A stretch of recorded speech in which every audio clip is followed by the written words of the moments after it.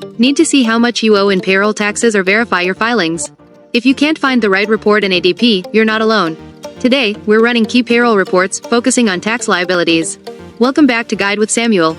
Let's break it down. ADP has a library of standard reports that show you a breakdown of wages, taxes withheld, and employer tax liabilities for any period.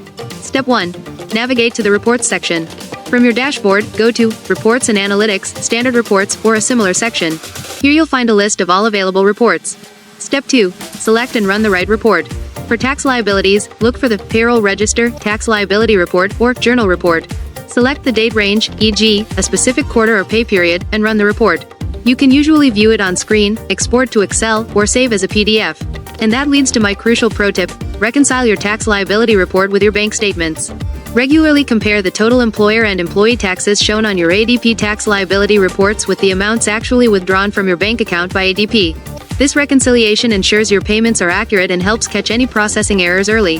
So, just like that, you can keep a close eye on your payroll tax obligations. Regular reporting goes a long way in proactive cash flow management and compliance. Now I'm curious, how often do you run payroll reports? After each payroll or monthly for reconciliation? Let me know your thoughts down in the comments and subscribe for more clear-cut guides like this one. Thanks for watching. I'm Samuel, and I'll see you in the next video.